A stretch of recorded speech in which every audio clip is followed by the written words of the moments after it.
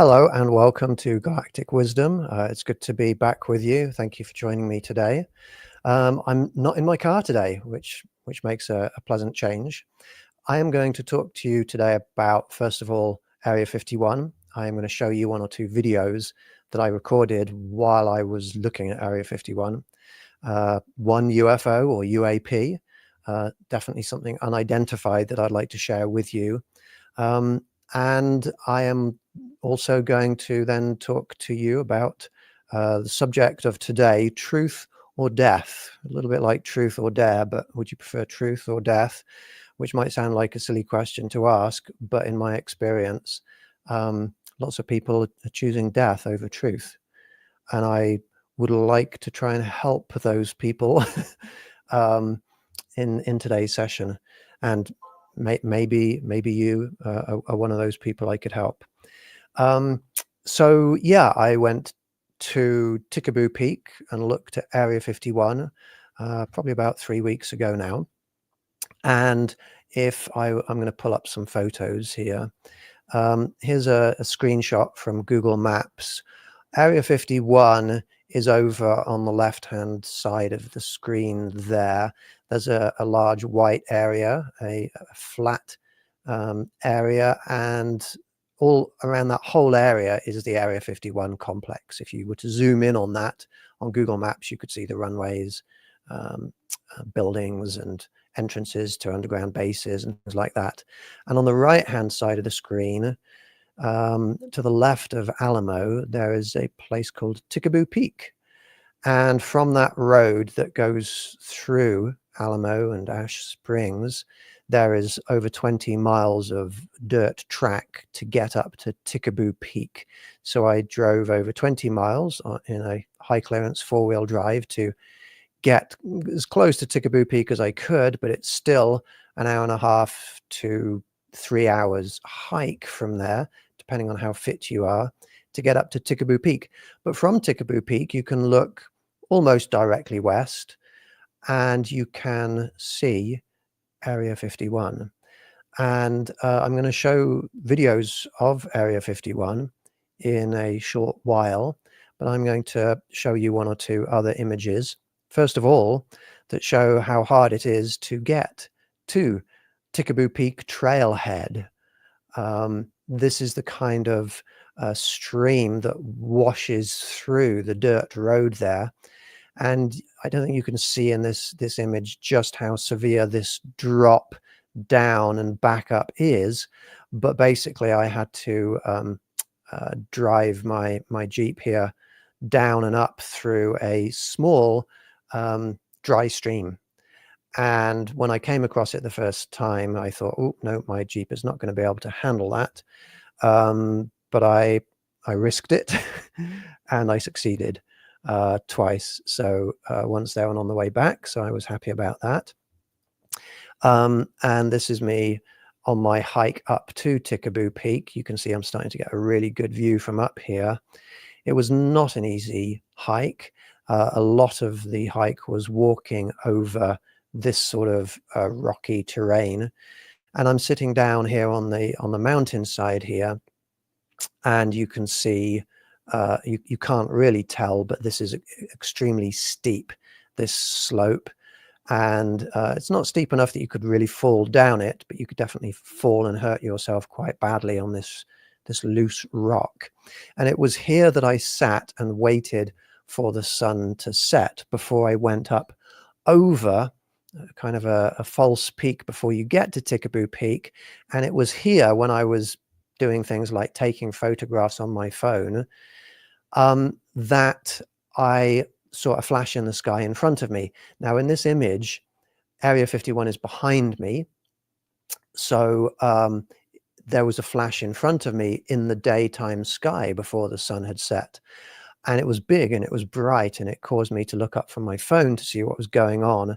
And I saw the flash diminishing, and it seemed to be a bright object that was diminishing again into the daytime sky. And I waited and I watched and nothing else happened. And I don't know, when something happens just once, you think maybe you imagined it. But a few minutes later, up in the sky closer to me, to my right, coming towards me, as though circling me, there was a fire in the sky that emerged out of nowhere, moved along a bit, and then disappeared. It was not human tech, and it was not a natural phenomenon. There was an alien craft that came into the sky when I was sitting here, moved along a bit, observing me, and then disappeared. And it came around above me for a third time, and then half an hour later in front of me again. There was a non-human phenomenon that was observing me when I was at this point here. And I'm going to take that off. And when I finally got up to Tickaboo Peak after it was dark, and I looked across at Area 51, I started recording with my night vision camera, and within a few seconds, something appeared in the sky over Area 51, and I've recorded it, and I'm going to show it to you in a minute. Now, it was small and it was brief, at least it was small in my viewfinder, and it was brief, and I didn't notice it until I got home and analyzed this video footage. So I'm going to show you this video footage now of the sky above Area 51. And it's just a 5-minute segment of me saying something like, so that over there is Area 51, flash. And I'm going to play the segment a few times in this short video clip. And each time I will zoom in a little bit on the flash. And also I will then slow it down a bit. So this is what I saw, a UFO or a UAP, something unidentified over Area 51. So that is Area 51. So that is Area 51. So that is Area 51. So that is Area 51. So that is Area 51.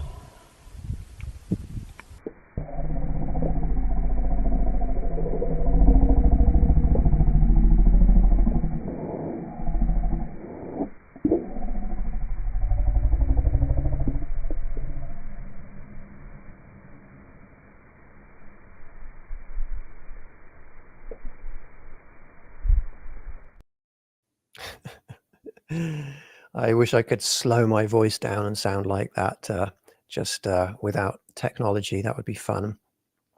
But yes, that was clearly, I mean, the color blue.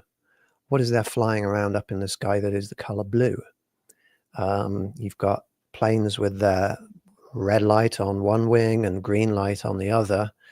That blue was not a typical human-made light. And it was in comparison to Area 51, it was quite a long way off. That was very bright. That was very bright and very big. And it wasn't just a quick pulse. Sorry, it wasn't a quick flash or strobe. It was a pulse that lasted a period of time. And it appears in that video maybe to have two bright lobes to it. So yeah, very cool. That was my UFO experience that I videoed over Area 51. And I recorded up there for, about 2 hours. And I'm going to show you now a speeded up. This is going to be about actually 90 minutes, maybe an hour and a half. This is going to be about 90 minutes of recording condensed into 20 seconds, looking across at Area 51, and look at the different things moving in the video, which you can see moving faster because this is speeded up.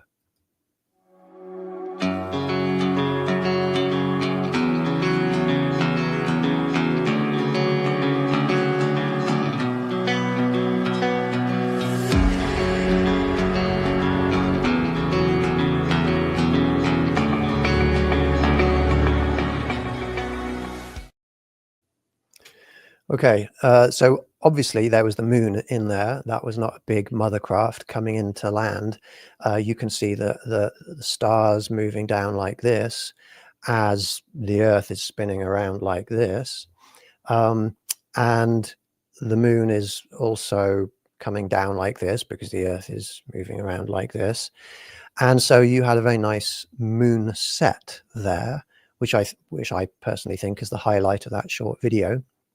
But also in the foreground in that video, you've got, at the time I noticed a light that was moving towards me down low. And I couldn't tell at the time if that was a helicopter flying towards me from Area 51, or if it was a patrol vehicle, or if it was an orb. Now looking at the video, I can tell that there are headlights in front of it. That is a patrolling vehicle between Area 51 and Tikaboo Peak, which is where I was. And you can see that it comes towards me, but it decides to stop and then turn around and go back the other way. So they almost certainly knew I was there because there are video cameras up on a tower just where I was. So they knew I was there. Maybe that patrol was called out because they knew I was there and they were making sure that I wasn't trying to approach Area 51. I'm sure I would have got arrested had I got any closer. So those are the 3 videos that I took at those are 2 of the videos that I took at Area 51. Now, when I looked north, so I turned 90 degrees to the right and looked north, I noticed that there was unusual streams of lights in the sky. Now, nothing about the streams suggests to me that they were alien craft, but the quantity of them seemed very odd to me. So at 2 a.m. in the morning, looking north from Tikaboo Peak, which is close to Area 51, I saw streams of I'm going to say this again, an unending stream of lights moving from west, which is where Area 51 is, to the east. And I'm going to play you this speeded up so that you can see these streams of light in the right-hand side of the screen. And I'd be interested to know what you think about this video and what they might be.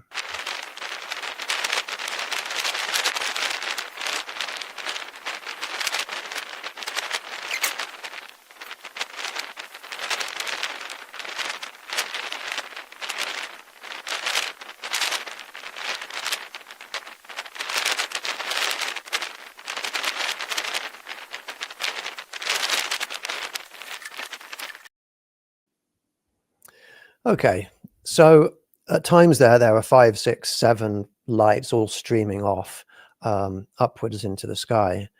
And I've seen that same type of stream of lights in various different areas of the country where there are UFO hotspots.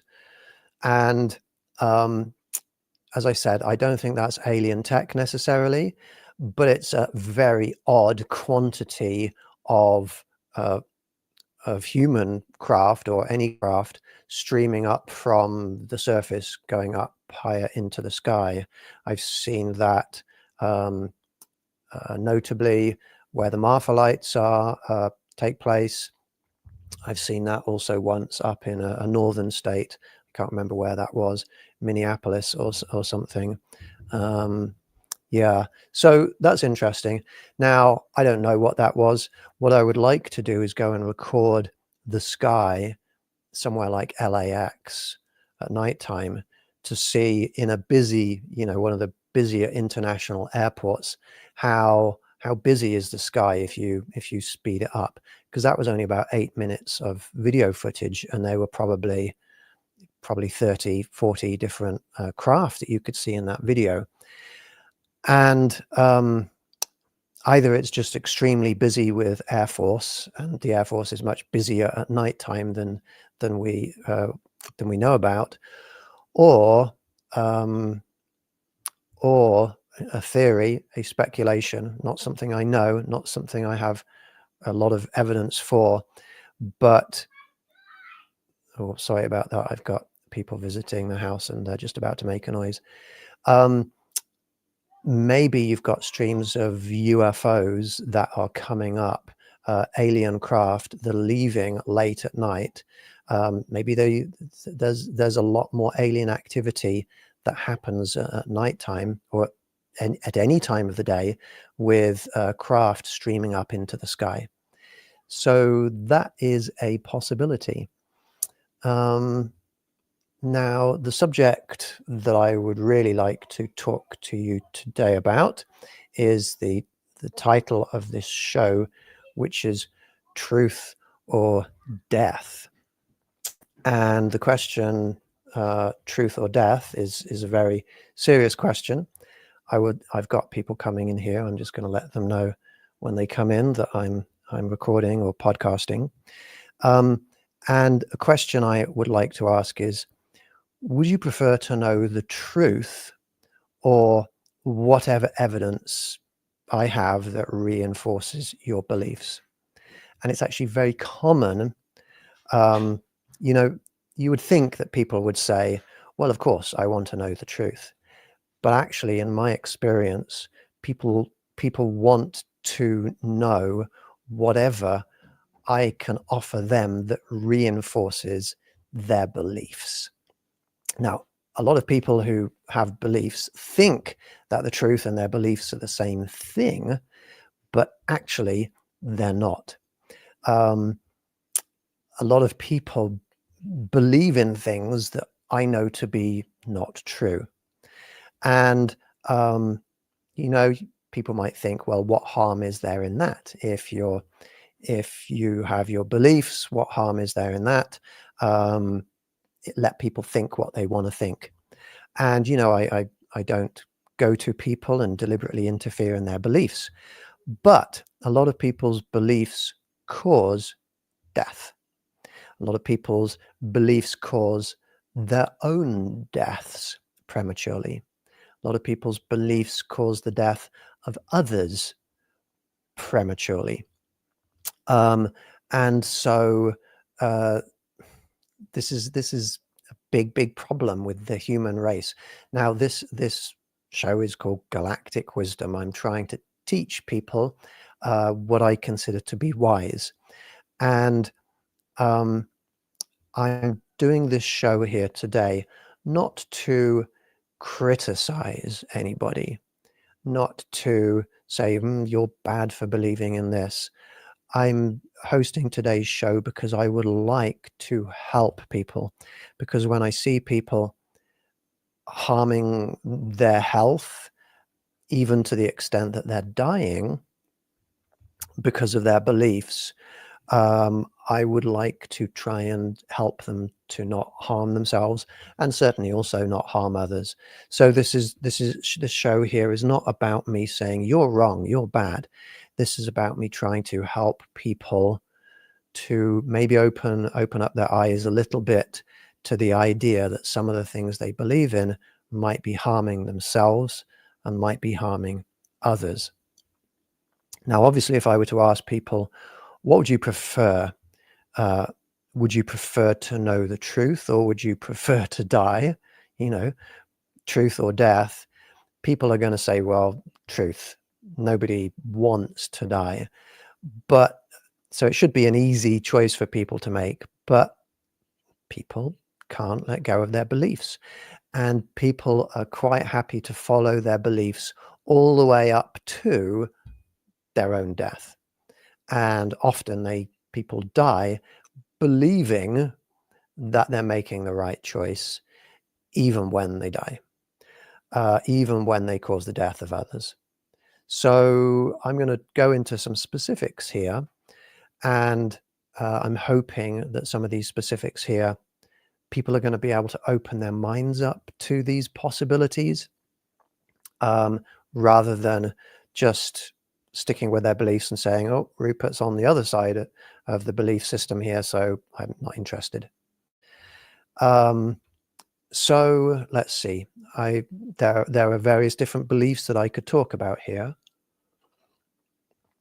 One of the things that I have seen a lot is a lot of people are not just happy keeping their beliefs to themselves, they want to give their beliefs to others.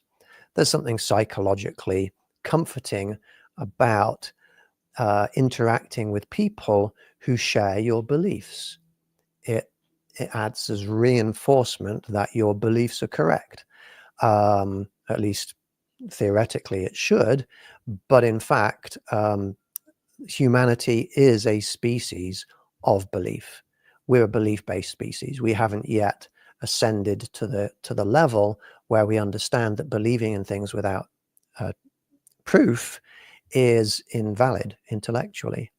And so as a species, we're still very, very primitive in that so many of the things we accept as being true have not been proved to any extent. That's who we are as a species. And throughout history, we can see that whole societies, whole countries, the whole planet has believed in things that today we now know are incorrect. When somebody else believes the same things that we do, that is not that is not any kind of evidence that we are correct. People used to believe the earth was flat. People used to kill thousands of witches at the stake for making people ill, when in fact it was viruses and harmful diseases that were killing people, and not witches.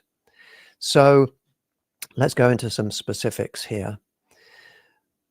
Somebody asked me the other day, what did I think about vaccines? See, we're gonna look at controversial stuff here, but if we're to grow wiser, then we need to be able to look at controversial things in a way that is wise, without hurting each other. Now, I am not attacking anybody here. I don't hate people who are on the other side of beliefs and reality than I am. I will still be your friends, and in fact, I am friends with the person who asked me this question: what do I think about vaccines? So we're putting peace first here. But my response was, well, tell me how vaccines work. And the person wasn't able to tell me. They didn't know the science of vaccines.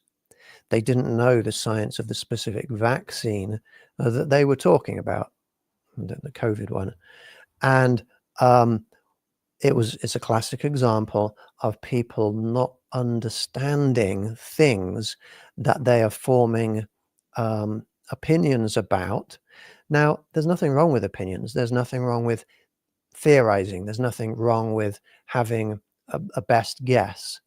But to form an opinion that is so strong that you accept it as being true without the knowledge to back it up, that's unwise. And when you're dealing with something like vaccines, which is directly affecting people's health, then you're at risk of dying when you don't need to, and you're at risk of killing other people, or being responsible, contributing to the deaths of other people, when it's an unwise thing to do, when you shouldn't be claiming knowledge when you don't have it. So if you're not able to talk me through the steps of how any vaccine actually works, like the science of how is it supposed to work, what is the science of it, then you should not be giving advice about vaccines. And so I told them my opinion about vaccines. And I'm talking as a scientist who studied the vaccine, various vaccines out there for various different things. And And I said, well, the vaccine that we're talking about, it's not a black and white thing. It's not something you can say the vaccine is always good, and it's not something you can say the vaccine is always bad.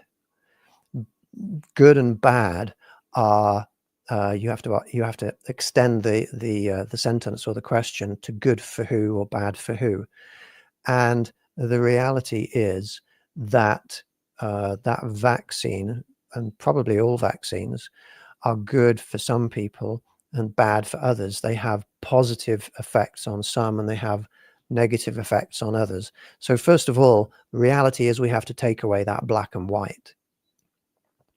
And then we can look at the reality of what the vaccine is and how it works, and therefore what effect it has on viruses that are coming in. And the reality is that vaccines are designed to help the majority of people. And the reality is that I have seen through the data that I have looked at is that vaccines help more people than they hurt. So that's really my answer. It's a matter of probability. Taking the vaccine is a gamble, but it's a gamble that has a probability probably up in the 90s that it's going to help you.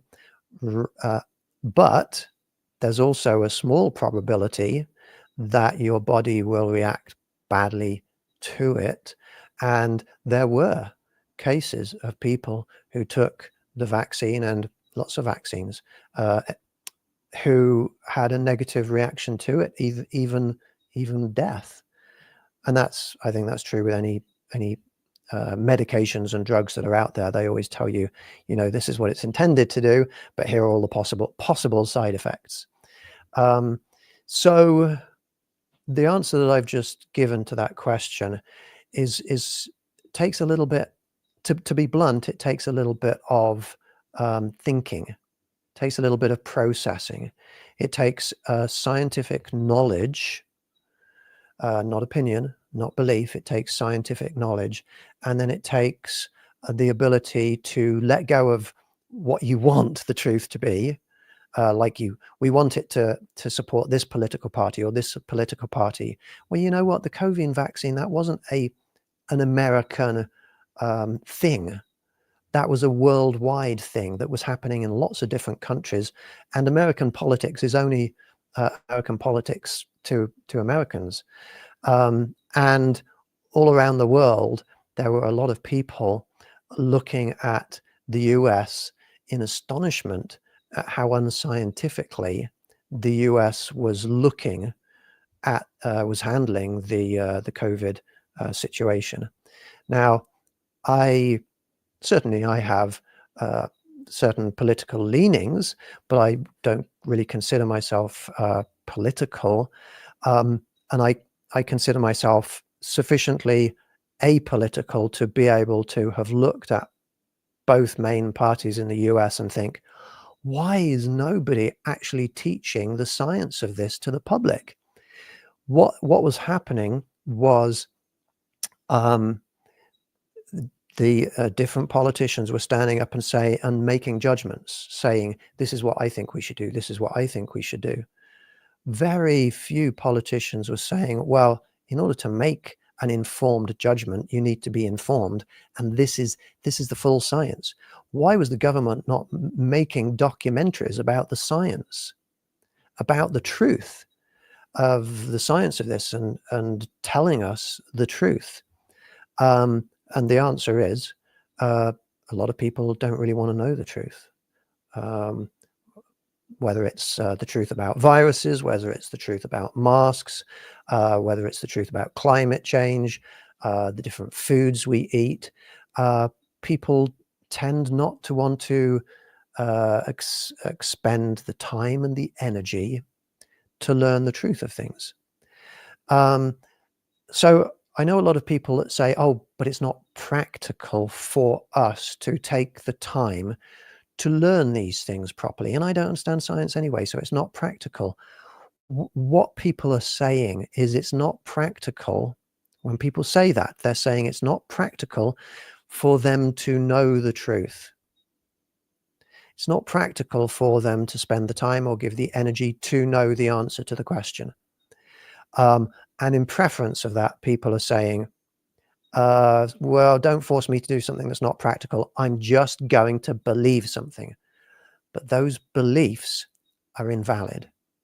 You can't have knowledge about something you don't understand, about something you don't know.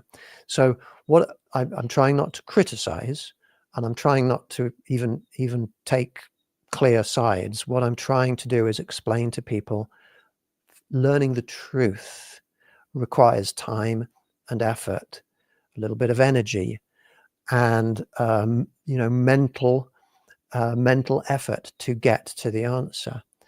And so when somebody contacted me during the COVID pandemic, somebody that's been to some of my contact events, and I guess had respect for me, they wanted to ask me, what do I think they should do?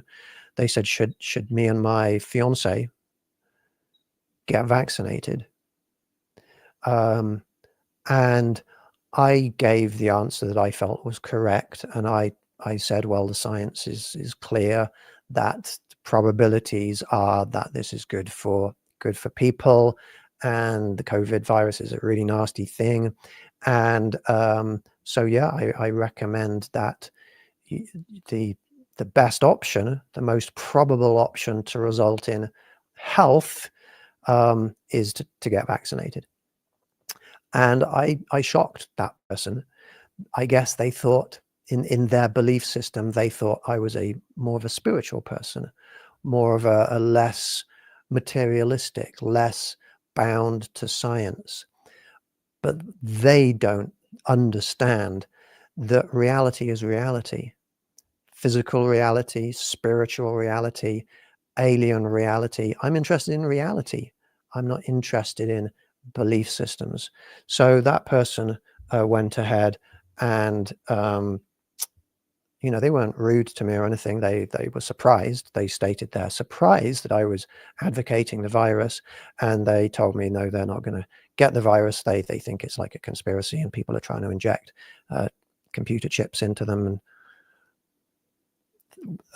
bizarre things like that. And so they didn't get the virus. And then 2 or 3 months later, I was invited to the funeral of the fiance,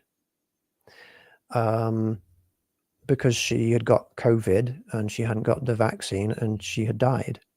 That person had died because of their beliefs.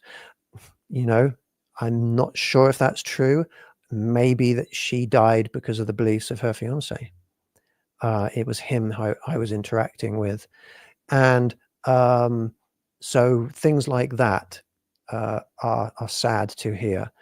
And there are people who know little bits of science, like, yeah, we have an immune system, who will say things like, oh, well, that's why we have an immune system.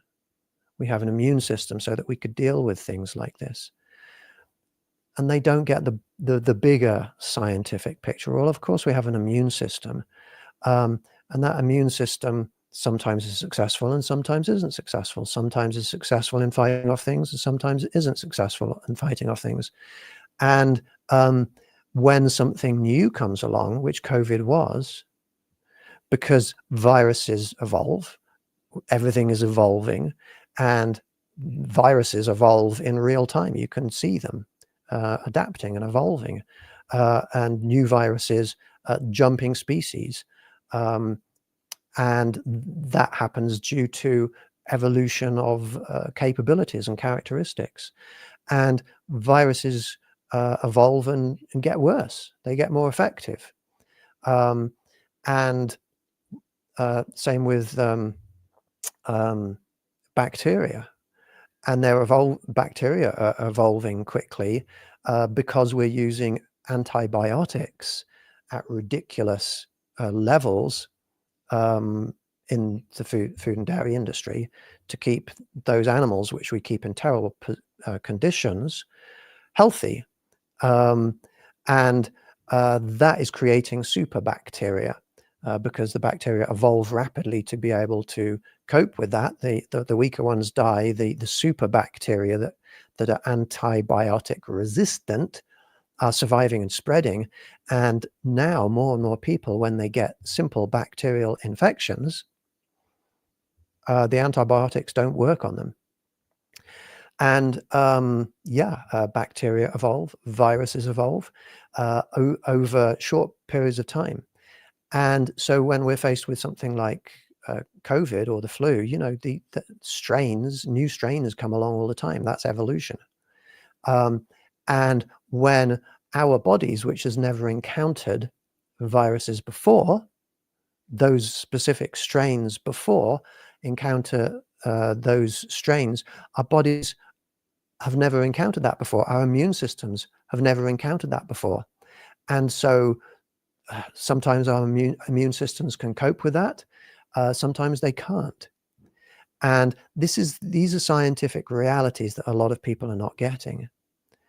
The idea of wearing a mask should have been an easy test for people to understand, but it became politicized, and people's beliefs about how they wanted to live their lives and freedoms and things like this all got in the way of the simple truth that if you put a physical barrier in something, you reduce the probability of that thing getting through the barrier. When you have somebody coughing or sneezing, sending droplets of water carrying the virus into the air, that's what sneezing and coughing does. That's how viruses reproduce, transmit themselves easily. Those droplets of water being thrust out into the air, if the person who was doing the coughing or the sneezing was wearing a mask, certainly air can get around the edges, but droplets of water, well, most of them are stopped by any kind of mask. Most of them are stopped, and droplets do not continue and spread as easily. And somebody out there who is wearing a mask, the same thing. If they're breathing in air is going in through the mask, and the droplets containing the viruses get stopped by the mask. And sure, there's some probability of some droplets getting around the mask, but this is all about probabilities. You lower the probability of getting something from 80 down to about 3% just by wearing masks. That's simple reality. And yet I've got fewer people watching this podcast now than usually watch my podcast because their beliefs are getting in the way. And I've been watching people drop out. People's beliefs get in the way of truths that can help them and their family and the people they give advice to. So let's go through some more truths here. I wonder if I will be left with anybody watching this podcast by the end of it. And that's okay. I'm not trying to be popular. I'm not trying to have big numbers of followers. If I wanted lots of followers, I could just say what people like hearing, and that is everybody's going to be okay if you just follow your gut feelings, you go with your beliefs, and what we think. If we're strong enough in our mind, in our convictions, then we can overpower even physical things like viruses. I can say things like that. It's not true, though. I have had some good friends over the years who have got cancer, and cancer sucks, and I feel very bad for those people. And we've got physical things that cause physical cancer. Cancer is a physical thing that goes on in our bodies, and it's caused by physical things that in our environment both outside of us and inside of us. Things that cause cancer are called carcinogens. And what I have learned over the years is that, sometimes people get cancer and it's not lifestyle choice, it's just bad luck. That happens. But a lot of the time, people whom I know who are getting cancer, I pause then because I've just had just experienced the symptoms, the physiological conditions that tell me that I'm no longer alone. I've just had non-human beings join me. That's typical of what happens when I'm trying to do something that they approve of, and I'm trying to help people. And if I say this to people's faces who are at risk of cancer, who have got cancer, then they're not interested because it seems like a personal attack on their lifestyle. They don't want to admit that they've got cancer because of something they've done a lot of the time. I'm not trying to hurt people here. I'm doing this because I care about them and I want to help them. I was working a few years ago with a woman. I won't mention names, but I was working with a woman who got breast cancer, and she her lifestyle choices in terms of the food that she ate, the drinks that she drank, they contained a lot of carcinogens, and she didn't know that. She went and got surgery and had a lot of it cut out, and she was seemed to recover, and she was okay. And at that point, I said to her, "Listen, I don't want to come across as like imposing. I don't want to impose anything on you, but if you wanted to, I could use my scientific understanding and knowledge to explain a few things to you about how food and drink are responsible for the state, the cancer epidemic that we've had in this in the US and also in other developed countries around the world for many decades, and it's completely mappable where the rate of cancer's increased and what causes the rate of cancer to increase. And with cancer, there's not just one cause. There are many different causes, but there are very clearly evidence proof-based studies that show there is a direct correlation between eating and drinking meat and dairy products with getting cancer. They have isolated the molecules, casein or casein, depending on how you pronounce it, that is in milk and dairy that cause cancer. What the World Health Organization has put processed meats, for example, on their list of absolutely 100% confirmed carcinogens in the same category as cigarettes. And these are not facts that are taught to people in the US. Why? Well, there's a lot of people making a lot of money from selling things that hurt us, that are not good for us, that give us things like cancer. There's a lot of people making money from selling the food and the drink. There's a lot of people making money from the medicine and the medical industry that is then trying to solve those problems. It's very dark indications of human behavior that we're talking about here.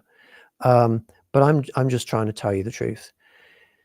And I don't want you to listen to me and accept what I'm saying as true, because that would be then a belief. But you can learn the science of it. You can go and watch some documentaries to see that carcinogens include dairy and most meats, go away and watch James Cameron's documentary, The Game Changers. Go away and watch What the Health, Forks Over Knives, Cowspiracy, Seaspiracy.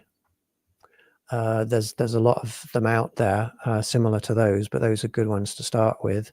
And the more you learn, the more you will realize that the science is actually very clear on this subject.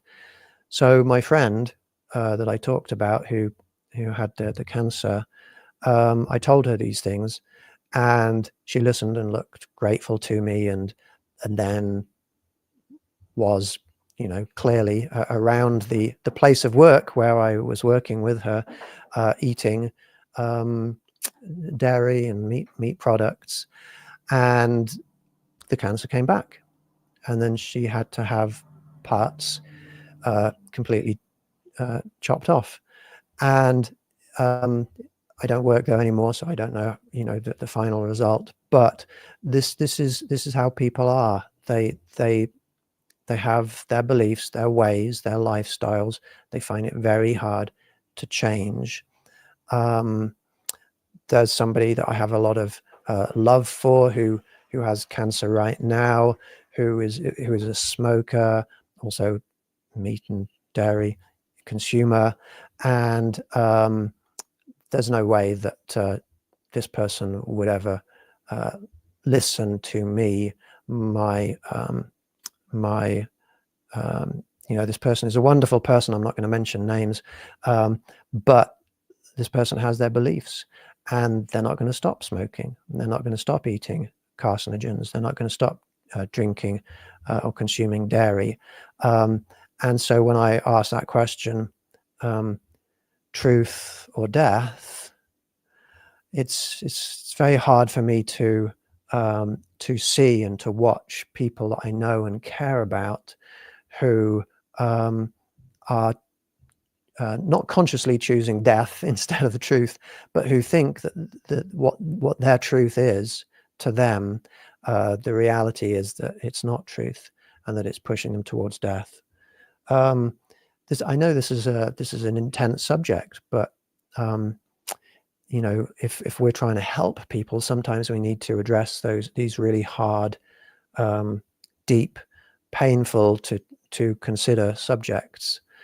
I did have a friend about 5 or 6 years ago who was a good friend to me, and we would meet up whenever I passed through her area of the US, and she would come to my contact events, and many contact events, and very good friend, nothing romantic. She had a relationship with somebody else, and we didn't view each other in that way.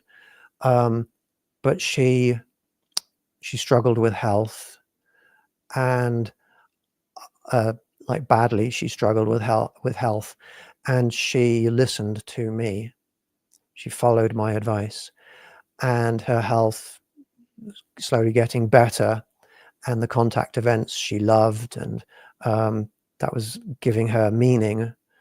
And I'm not mentioning names, so it's okay to say this. She was in an abusive relationship, so I was trying to help give her advice about that. And we had a good friendship, a good relationship, and I was keeping her alive and healthy. Her mother came to one of my contact events and thanked me for keeping her alive and keeping her healthy and giving her purpose. And because of the things that I say, and because I say these things publicly, some people out there hate me. Some people out there don't like me, and some people lied to her about me, and they told her lies about me, and she believed those lies. And we talked when this happened, and I told her that I can see where this is going, and I'm worried for her health. And I have had a premonition that she doesn't have much time now. One of the routes that she takes, she's actually not going to be alive if she goes in a certain direction. And it was health related issues, lifestyle related issues, and actually not about our friendship as such, but because she listened to other people, judged me to be evil, and walked away from me. She also walked away from the advice I was giving, and 3 months later she was dead. And those people, those dishonest people who pulled her away from me, they destroyed a friendship, they destroyed her life, they destroyed the life of her family. And everybody does what they think is right, and they think they were doing what was right. But when I look at people like that, I would describe that as evil. And but they thought they were doing the right thing, probably. I mean, I don't know, but they were doing what they were doing based on hatred, based on their own beliefs that were incorrect. And so what I'm hoping that people will do is, because I'm running out of time here now, I'm hoping that people can put aside religious views, political views. They can put aside their judgments of people. They can put aside their judgments of reality and really try to understand how to work out what is true. And in situations where you don't have the time or the energy or the intelligence or the education to figure out what is true, then certainly don't give advice to others. Certainly don't try and influence people to follow your path. And always be open to trying to learn the science of it, the reality of it. Science is a reality-based thing. Political scientists who work for politicians, no, not so much, but the science is clear on these things. Reality is there to be discovered. So that's it. That's what I have to say today. I hope you will consider letting go of beliefs, knowing what you know, knowing what you don't know. And if you don't know something, try and learn the reality of it, the science of it, instead of just listening to people's beliefs, not from TikTok videos, YouTube videos, not from social media, but actually go and talk to a scientist, a professor, a research person, scientist. Go away and learn a science textbook. There are better alternatives than falling back on beliefs, because beliefs are invalid. Accepting something as being true without proof is invalid. I've gone over time, so I'm going to stop here. I wish you all peace, love, and well-being. You take care. Goodbye for now.